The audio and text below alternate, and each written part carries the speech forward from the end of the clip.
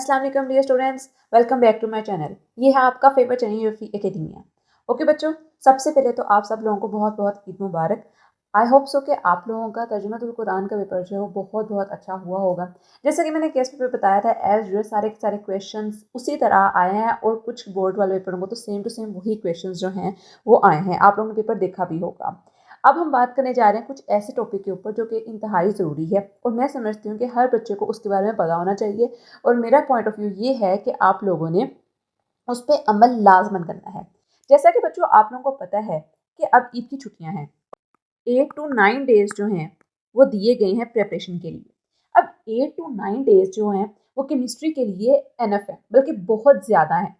हमने ये करना है, हमने इन 8 to 9 डेज को हम लोग ने कंज्यूम करना है अपने डिफरेंट सब्जेक्ट्स के लिए। बेसिकली यहाँ पर मैं इस वीडियो के अंदर ये बताना चाह रही हूँ कि आपने अपने 8 to 9 डेज के अंदर कैसे आप लोगों ने ईद की इंजॉयमेंट के साथ साथ आप लोगों ने पढ़ाई भी करनी है। क्योंकि दुनिया में आप लोग इंजॉय तो कर रहे हो, लेकिन जो आप लोगों का मेन फोकस है एज अ स्टूडेंट वो ये है कि आप लोगों ने पढ़ाई भी लाजमन करनी है।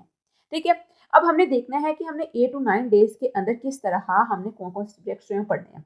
सबसे ज़्यादा जो बच्चे मुझे कमेंट करते हैं या मैं देखती हूँ अपने अकेडमी के अंदर या स्कूल के अंदर, वो ये कि बच्चे कहते हैं कि उनसे इस्लामियात और जो उर्दू है ना उसकी प्रिपरेशन के अंदर बहुत ज़्यादा टाइम लगता है। आप लोगों ने देखा भी होगा कि तर्जुमातुल कुरान के अंदर कोई भी ऑफ नहीं था और आप लोगों को कितना ज़्यादा मेहनत करनी पड़ी थी कि उसकी प्रिपरेशन के लिए। आप लोग को सबको पता है।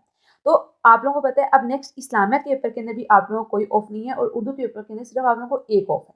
तो हमें क्या करना है, हमने इन 8 to 9 डेज के अंदर, जो कि अब आप लोगों के पास सिर्फ एक हफ्ता तकरीबन रह गया क्योंकि 7 अप्रैल को आप लोगों का पेपर है, तो उसके अंदर हम लोगों ने किस तरह इस्लामियत और उर्दू की जो तैयारी है वो कंप्लीट करनी है। सबसे पहले तो आप लोग अपने ज़हन में ये बात रख लें कि हमने अपने जो लास्ट 3 डेज होंगे, मींस फ्राइडे, सैटरडे और संडे, ये 3 डेज हम लोग ने देने हैं केमिस्ट्री को। मैं इन तीनों दिन की भी आप लोगों की प्रिपरेशन बताती हूँ किस तरह आप लोगों ने करनी है। ये 3 डेज हम लोग देंगे किस चीज़ को, सिर्फ और सिर्फ केमिस्ट्री को। क्योंकि केमिस्ट्री आप लोगों को पता है, अब आप लोगों को इतनी मेहनत उन्होंने आपको इतना ऑफ दिया और आप लोग फिर भी इन 3 दिनों में भी केमिस्ट्री की तरीके से ना करो तो ये सरासर आप लोगों के साथ नाइंसाफी है। ठीक है, आप लोग अपने साथ जुल्म करोगे। तो हमने ये करना है कि लास्ट 3 डेज के अंदर हम लोगों ने केमिस्ट्री पढ़नी है। उससे पहले मंडे को आप लोग ने फुल इंजॉय करनी है। ठीक है, या ट्यूसडे का हाफ तक कर लो। ईद उल फितर का वैसे भी एक दिन की ईद होती है। ठीक है, इसको आप लोग ने 3 दिन तक नहीं लेके जाना है। ईद उल अजहा जो होती है वो होती है 3 दिन की। ईद उल फितर एक दिन की ही होती है। ठीक है, उसके बाद ईद उल फितर खत्म हो जाती है। ठीक है, तो यही आप लोगों के पास टाइम है, आप लोगों ने इसी टाइम में पढ़ना है। ज़्यादा अगर आप लोग ईद इंजॉय करना चाहते हो तो आप लोग थोड़ा सा रात टाइम चांद रात वाले दिन इंजॉय कर लो और ईद का पूरा दिन इंजॉय कर लो। उसके बाद अगले दिन से ट्यूसडे से आप लोगों ने करना है, पढ़ना शुरू कर देना है। ठीक है, ट्यूसडे, वेंसडे और थर्सडे, ये 3 होंगे आप लोगों के पास दिन जिसके अंदर हम लोगों ने इस्लामियत और उर्दू को मैनेज करना है।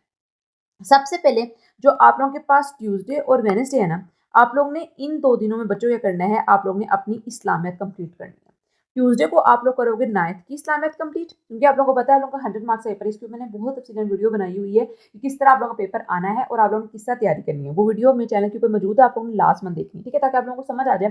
पेपर जो है आप लोगों का इस दफ़ा पहली दफ़ा आना है 9th और 10th का इकट्ठा, तो बच्चे अक्सर जो है वो बहुत परेशान भी हैं। तो आप लोगों को अगर क्वेश्चन है उस टॉपिक के अंदर समझ नहीं आया या आप लोगों को समझ नहीं आ रही किस तरह पेपर की तैयारी करनी है, तो उस वीडियो में सारा कुछ डिटेल से बताया हुआ है। अगर फिर भी समझ नहीं आया तो आप लोग बिना झिझक मुझसे कमेंट सेक्शन के अंदर पूछ सकते हो। वेडनेसडे को आप लोग ने 10th की इस्लामियत जो है वो कंप्लीट करनी है। ठीक है, आप लोगों में से बहुत सारे बच्चों का दिल करेगा कि हम लोग इंजॉय करें, हम लोग फैमिली से मिलें जाकर। ठीक है, घर में आप लोगों के साथ काफ़ी ज़्यादा गेस्ट आ रहे होंगे, बट बेटा आप लोगों ने पढ़ना भी लाजमन।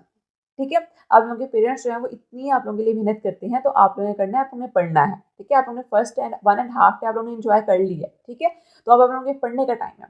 आप लोगों ने ट्यूसडे को अपनी 9th की इस्लामियत कंप्लीट करनी है और 10th जो वेडनेसडे है उसको आप लोगों ने 10th की इस्लामियत कंप्लीट करनी है अच्छे तरीके से। ठीक है, और आप लोगों को मैं एक यहाँ पर बात बता दूँ, अगर तो सपोज 9th की इस्लामियत के अंदर आप लोग समझ लो आप लोगों को पर्सनैलिटीज जो है बिल्कुल भी नहीं आती, या फिर आप लोग समझ लो आप लोगों को न कोई झूठ वाला टॉपिक नहीं आ रहा है, चैप्टर नहीं आ रहा। ठीक है, इसके अलावा आप लोगों को तहजीब व तमद्दुन वाला कोई चैप्टर नहीं आ रहा, कुछ भी आप लोगों को, आप लोगों ने बेसिकली इन 2 दिनों में उन पॉइंट्स को पिक करना है, उन चीज़ों को पिक करना है जो आप लोगों को नहीं आती हैं। ठीक है, क्योंकि पेपर वाले दिन सिर्फ रिवीजन होती है और आप लोगों के पास सिर्फ कुछ घंटे होंगे कि आप लोग तैयारी करो और पेपर देकर आओ।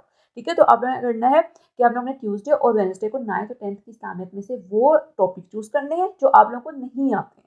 ठीक है, वो शॉर्ट क्वेश्चन आंसर, वो टॉपिक चूज करने जो आप लोगों को बिल्कुल नहीं आते हैं, जिनको आप लोगों ने बिल्कुल टच नहीं किया और आपने सोचा कि हम बाद में कर लेंगे। तो आप लोगों ने सबसे पहले मेन फोकस ये करना है कि 9th की इस्लामियत, 10th की इस्लामियत में उन चीज़ों को मार्क कर लो जो टॉपिक्स आप लोगों को नहीं आते, जो टॉपिक्स आप लोगों ने याद नहीं किए हुए।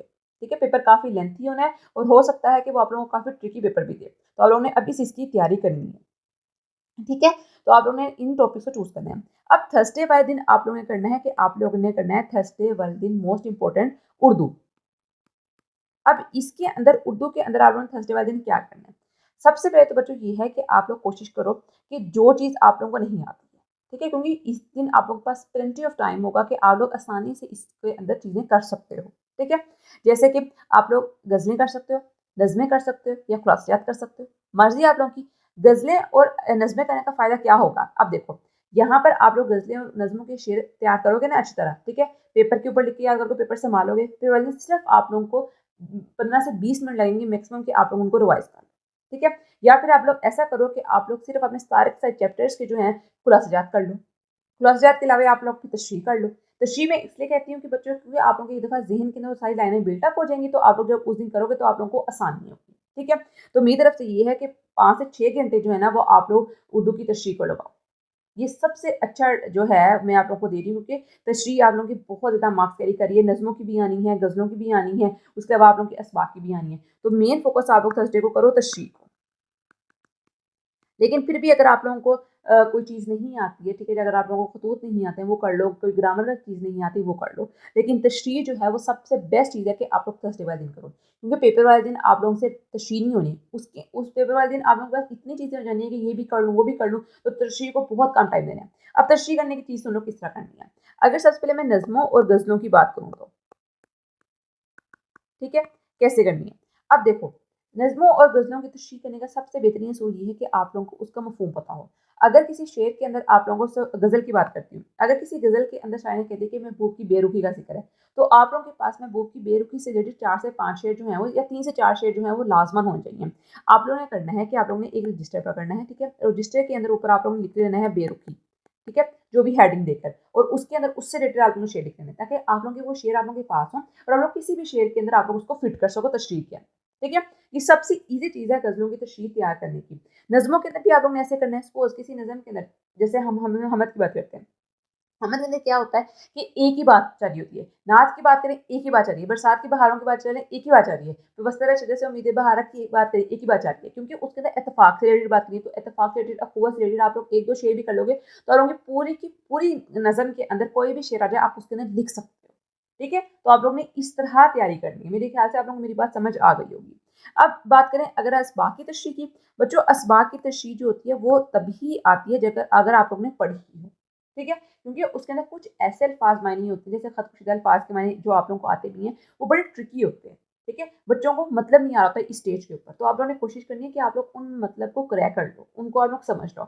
और इससे रिलेटेड जो है, अगर सपोज़ किसी भी पैराग्राफ के अंदर जो है वो झूठ का ज़िक्र किया जा रहा है, तो आप लोगों ने झूठ से रिलेटेड एक तो शेर याद कर लेनी है, अहादीस हैं तो वो याद कर लेनी है। म्यूज़िक का ज़िक्र किया जा रहा है, तो म्यूज़िक से रिलेटेड आप लोग अपना कोई अहादीस वगैरह याद कर लो, ठीक है? कोई शेर वगैरह याद कर लो, ठीक है? तो इस तरह आप लोगों ने तैयारी करनी है। आई होप सो कि आप लोगों को मेरा ये पॉइंट क्लियर हो गया होगा। अब चलते हैं अपने फ्राइडे, सैटरडे और संडे की तरफ कि हम लोगों ने इन 3 दिनों में कैसे तैयारी करनी है। फ्राइडे वाले दिन बच्चों आप लोगों ने सुबह-सुबह जल्दी उठ जाना है और फ्राइडे वाले दिन आप लोगों ने करने हैं पूरी बुक के शॉर्ट क्वेश्चन आंसर। अब देखें, फ्राइडे को आप लोग जल्दी उठ गए, पूरी बुक के आप लोगों ने इसके अंदर शॉर्ट क्वेश्चन आंसर जो हैं वो तैयार करने हैं।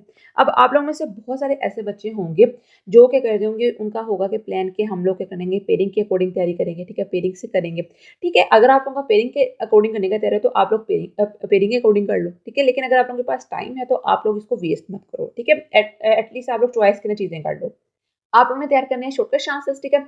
पूरी book including your test yourselves, ठीक है? टेस्ट योरसेल्फ के देख लो क्वेश्चन आंसर, या फिर आप लोग देख लो अपने किसी भी एक्सरसाइज के क्वेश्चन आंसर देख लो, पास्ट पेपर्स के देख लो, किसी तरह भी आप लोगों को कोई क्वेश्चन आंसर आए तो आप लोगों ने वो तैयार करने हैं फ्राइडे को। ये आप लोगों की लास्ट डेडलाइन है जी, इसमें आप लोगों ने तैयारी करनी है, ठीक है? सैटरडे वाले दिन आप लोगों ने क्या करना है, लॉन्ग क्वेश्चन आंसर तैयार। अब इसके अंदर मैं आप लोगों को इतनी चॉइस दे सकती हूँ कि आप लोग अपने पेयर्स वाले कर लो। सपोज़ अगर आप लोगों ने 1 और 4 का पेयर किया तो आप लोग वो कर लो। 2 और 6 का मैं जस्ट फॉर एग्ज़ाम्पल कह रही हूँ, ठीक है? तो आप लोग 2 और 6 का किया है तो आप लोग वो तैयार कर लो, ठीक है? पेयर के करने हैं तो पेयर कर लो। मैं अक्सर क्या करती थी कि जब भी मैं तैयारी करती तो मैं पहले लॉन्ग क्वेश्चन आंसर को चूज़ करती थी, क्योंकि बेसिकली मैंने हमेशा लॉन्ग क्वेश्चन आंसर के अंदर पूरी रीडिंग तैयार की है। मैं कभी भी ये रिस्क नहीं लेके जाती थी कि ये लॉन्ग क्वेश्चन है, ये नहीं है। मैं हमेशा पूरी रीडिंग तैयार करती थी, पूरी। मैं हमेशा वर्ड टू वर्ड पूरी रीडिंग तैयार करती थी। एक-एक चीज़ मुझे आती थी पूरी रीडिंग के अंदर, ताकि मेरे शॉर्ट क्वेश्चन आंसर भी साथ-साथ प्रिपेयर होते जाएँ और लॉन्ग क्वेश्चन आंसर्स भी। तो अगर तो आप लोगों को लगता है कि आप लोग इस तरह कर सकते हो, पहले शॉर्ट क्वेश्चन आंसर कर लो, फिर लॉन्ग कर लो, तो आप लोगों के ऊपर मर्ज़ी है। लेकिन मैं आप लोगों को ये बताना चाह रही हूँ कि आप लोगों ने एक पूरा दिन जो है वो आप लोगों ने शॉर्ट क्वेश्चन आंसर को देना है और एक पूरा दिन आप लोगों ने लॉन्ग क्वेश्चन आंसर्स को देना है, ठीक है? I hope so my point is clear now. अब संडे वाले दिन आप लोगों ने करना है, संडे वाले दिन आप लोगों ने पकड़ने हैं अपने पास्ट पेपर्स, क्योंकि बेसिकली इस दिन आप लोगों ने करनी है रिवीजन, मोस्ट इम्पोर्टेंटली, ठीक है? आप लोगों ने पकड़ने हैं अपने पास्ट पेपर्स के अंदर देख लेना है सब कुछ। एमसीक्यूज़ देखने हैं, ठीक है? शॉर्ट क्वेश्चन आंसर देखने हैं कि कौन से आप लोगों को शॉर्ट क्वेश्चन आंसर ऐसे हैं जो कि आप लोगों की बुक के ऊपर लिखे हुए हैं, आप लोगों ने देखे नहीं है, आप लोगों की नज़र से मिस हो गए हैं। शॉर्ट क्वेश्चन आंसर्स देखने हैं, लॉन्ग क्वेश्चन आंसर देखने हैं। एक-एक चीज़ आप लोगों ने पास्ट पेपर्स की देखनी है, क्योंकि बेसिकली पेपर जो होता है वो 30 टू 40% वहीं से आ रहा होता है, उस तरह का पेपर आ रहा होता है। तो आप लोगों ने रिस्क क्यों लेना है? आप लोगों ने संडे वाले दिन इसकी तैयारी करनी है, ठीक है? और इस तरह करके आप लोग ईद भी एन्जॉय कर लोगे, ठीक है? और आप लोग पढ़ाई भी कर लोगे।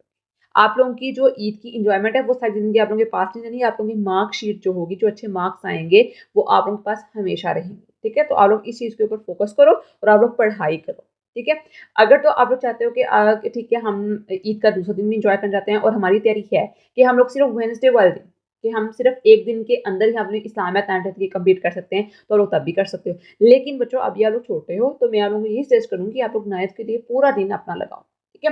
बीच में थोड़ा-थोड़ा उठ के उन्हें पेरेंट्स से भी बातें करने चले जाओ, सिबलिंग से बातें करने चले जाओ, ठीक है? गेस्ट आए हैं, उनसे मिल लो, लेकिन आप लोग पढ़ो, ठीक है? अगर आप लोगों के खानदान वाले कहते हैं, फैमिली में कोई भी गेस्ट आके कहता है कि तुम तो पढ़ते रहते हो या पढ़ रहे हो, तो आप लोगों ने पढ़ना है, ठीक है? आप लोगों ने कुछ नहीं कहना, आप लोगों ने सिर्फ़ पढ़ना है, क्योंकि आप लोगों की पढ़ाई बहुत ज़्यादा ज़रूरी है, ठीक है? आप लोगों की सबसे ज़्यादा टॉप मोस्ट प्रायोरिटी जो है वो सिर्फ़ और सिर्फ़ पढ़ाई ही है।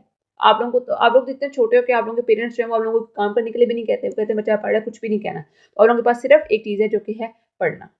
किसी वजह से इन्फ्लुएंस नहीं होना कि वो एन्जॉय कर रहा है, वो कहीं घूमने-फिरने गया है। आप लोगों ने सिर्फ़ और सिर्फ़ पढ़ना है। इंशाअल्लाह आप लोगों को इसका रिज़ल्ट बहुत-बहुत अच्छा मिलेगा और आप लोगों के बहुत अच्छे मार्क्स आएँगे। एक टीचर की अपने स्टूडेंट्स के लिए दुआ है। तो बच्चों, आज के लिए इतना ही। आई होप सो कि वीडियो आप लोगों को अच्छी लगी होगी। किसी चीज़ की समझ नहीं आ रही है, कोई शेड्यूल नहीं आप लोगों से बन रहा है, तो you can contact me free. तो बच्चों, कल मिलते हैं एक नई अच्छी और एक्साइटेड वीडियो के साथ। तब तक के लिए फ़ी अमान अल्लाह।